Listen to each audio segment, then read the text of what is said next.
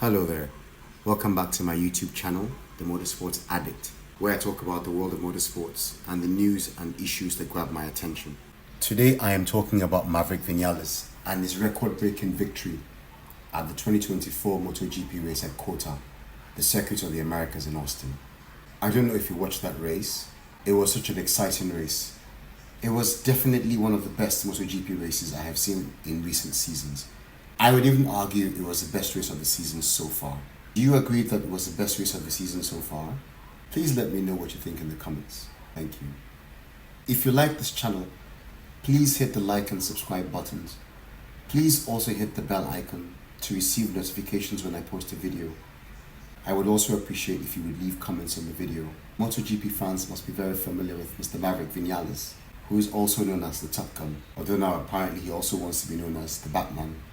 I also refer to him as Marvelous Maverick and Mercurial Maverick because even though he's highly talented, his results have been wildly inconsistent. He's also made a couple of questionable calls in the heat of the moment in his career. More on those later.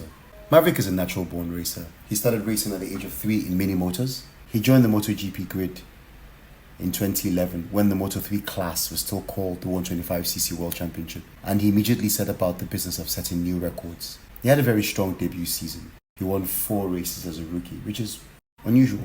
He won his first World Championship race at Le Mans in France. At 16 years and 123 days, he became the 3rd youngest rider to win a Grand Prix race, behind Scott Redding and Marco Melandri. He finished his debut season in 3rd place in the championship. In the process, he won the Rookie of the Year award. Please pay attention to this particular statistic, as it would recur in his career. He stayed in the entry class as he became the Moto3 World Championship in 2012, and he was in contention for the World Championship again.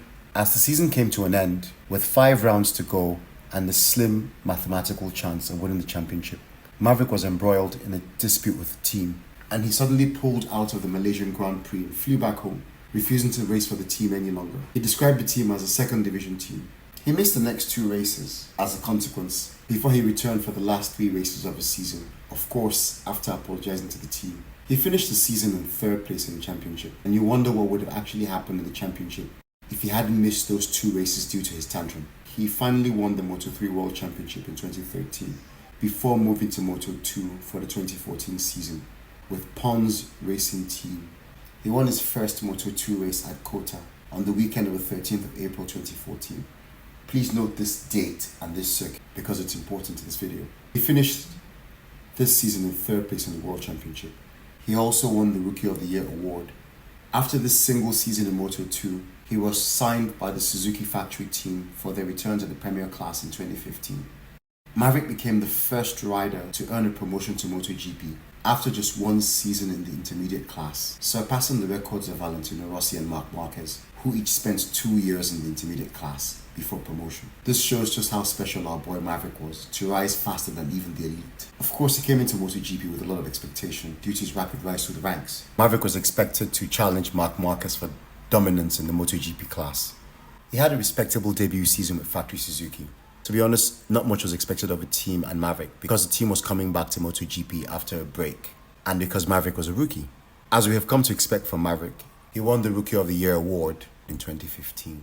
This means he had now won Rookie of the Year in back-to-back seasons in Moto2 and MotoGP. He had also won the Rookie of the Year in all 3 classes he had competed in, Moto3, Moto2 and MotoGP, joining a very elite rank of riders who had won Rookie of the Year in all 3 classes. And who might these be? Marc Marquez and Valentino Rossi. Vinales won his first race for Suzuki in 2016 at the British Grand Prix. It was the only race he would win for the Suzuki team before he left them, but it was enough to establish a foundation for the record that we are going to discuss in this video. Vinales left Suzuki after 2 seasons. He signed for the Yamaha MotoGP team in 2017, replacing the legend Jorge Lorenzo, who had signed up to race for Ducati. He started 2017 in brilliant fashion, winning on his debut for Yamaha at the opening race of the season in Qatar. He set the following records in the process. The first rider to win for Yamaha on his debut since Valentino Rossi in 2004. First rider to win on his debut for any MotoGP team since Casey Stoner in 2011. This victory also marked his first win for his 2nd MotoGP team. He arrived at Yamaha with very big boots to fill. Not only was he replacing Jorge Lorenzo, but he was partnered with Valentino Rossi. And Maverick had a very difficult time at Yamaha. After his bright start, things began to go awry. His performances were inconsistent and plagued by a number of issues. Sometimes he would qualify very well, only to have a very poor start. Sometimes he'd have a very good start, but fade toward the middle of the race. Sometimes he would crash out of very promising positions. Maverick expected to become the team leader when Valentino Rossi and Fabio Quartararo changed places in 2021. However, he was quickly eclipsed by Fabio, who won the World Championship that year. Frustrations between Maverick and Yamaha got worse, and they eventually boiled over in Austria, when he was accused of deliberately trying to sabotage his engine. This was the Japanese team's very polite way of saying that he tried to blow up his engine. Have you ever had a bad day at the office and felt like showing the bosses just how unhappy you were? Were you actually brave enough to go through with it? Well, Maverick was. Of course, the Yamaha team fired him after this incident. He had signed to race for the Aprilia team for 2022, but after discussions with Yamaha, he was allowed to begin his Aprilia contract early. He therefore raced for Aprilia from September 2021 at Aragon in Spain. Is there a better place for a Spanish rider to make his debut for his new team than at home in front of the passionate Spanish fans? Racing for Aprilia would give Maverick a chance to set a new record that no other rider had achieved in the MotoGP era. It would also prove to be very fortuitous, as the Yamaha team was in decline from 2022, while the Aprilias were much faster and more consistent in the hands of Maverick and his new teammate Aleix Espargaro. Despite the promise shown by the bike, it was Aleix who consistently scored better results in 2022 and 2023. Aleix had more wins and more podiums, while Vinales continued to suffer from the same issues that had plagued him since his early days in the Premier class. Maverick continued to look for his first win for the Aprilia team going into 2024. Expectations were high because the bike had proved to be faster in pre-season testing. Also, Maverick was out of contract at the end of 2024, and he would need a strong season to guarantee that he would keep his ride for 2025 and beyond, particularly in the face of other strong riders who were also out of contract in 2024. Maverick scored his first win for Aprilia in the sprint race at the Portuguese Grand Prix in Portimao. However, this would not count in the official record books, as only main race victories were counted. So even though the sprint race victory was great, it was not quite a full race victory. Given his pace in the sprint, there was understandably a lot of expectation that he would win the main race. Unfortunately, he was not able to win on Sunday. Instead, he crashed out of the race in second place due to mechanical issues with the bike. At this point though, given how close he had come to the victory in Portimao, expectations were high for the next race at the Circuit of the Americas on the weekend of the 14th of April, a place and a time where Maverick had gone well in previous years. Maverick arrived in Austin with a mission. He started the weekend strongly, setting strong lap times in free practice and qualifying. Maverick qualified on pole for the sprint and the main race, showing that he truly had a point to prove. He won the sprint race in dominant fashion, beating Marc Marquez and Pedro Acosta and setting himself up perfectly for Sunday. There was no doubt Vinales had great pace and the potential to finally win on the RSGP, but there were many other riders in contention for the win at COTA. Marquez had the record for the most race wins. Jorge Martin, World Championship leader and dominant rider in 2024. Pecco Bagnaia, whose season had got off to a poor start and was expected to bounce back any day now. Alex Rins on the factory Yamaha. Even though the bike wasn't very competitive, Alex had won the 2023 race on an equally troubled Honda and no one could write him off. Pedro Acosta, rookie alien who qualified on the first row ahead of all the other KTMs. Enea Bastianini, a previous winner at COTA on the factory Ducati. It would not be easy, and Vinales would have to put in a hard shift if he was to win his first Sunday race on the RSGP.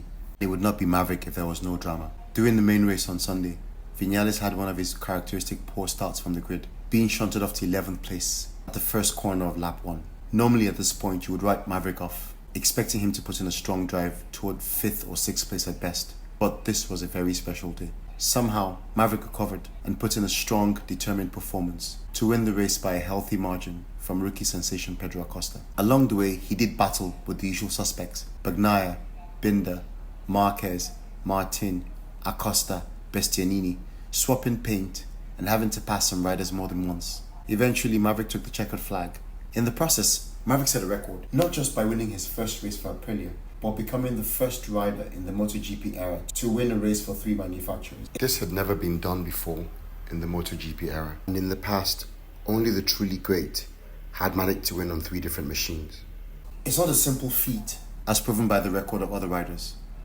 Valentino Rossi won on the Honda and the Yamaha, but could only reach the podium on the Ducati, never a win. Jorge Lorenzo won on the Yamaha and the Ducati, but never on the Honda. Why does this record matter? This win has probably saved Vinales' Aprilia career. His contract was due for renewal in 2024, and there were many rivals for his seat. His Aprilia career had not been stellar so far. In fact, it's been disappointing.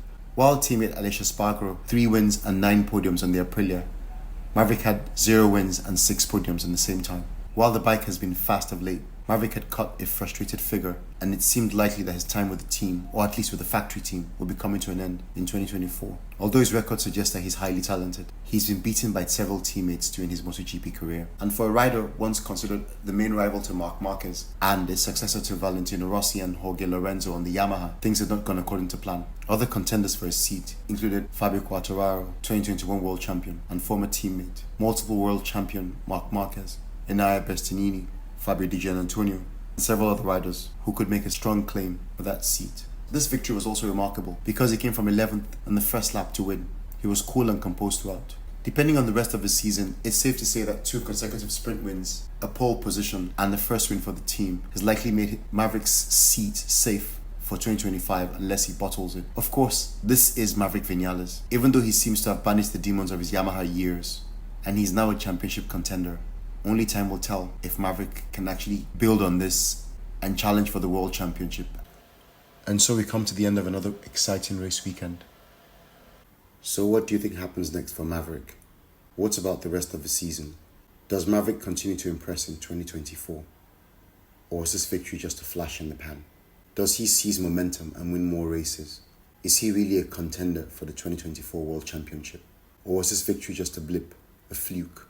Is the old mercurial Maverick just lurking behind the curtain, waiting to show his frustrating face again? Let's see how this season unfolds. But what about next season? Has Maverick done enough to secure a contract renewal with Aprilia for 2025? Do you think he deserves it? Should they sign him up now, or should the team wait until the rest of the season before they commit to another year with the Maverick? Apart from Vinales, how do you think the rest of the season unfolds for the rest of the MotoGP grid? Who would you back to win this World Championship? Thank you very much for watching. Please let me know what you think in the comments. And please don't forget to like and subscribe. Thank you.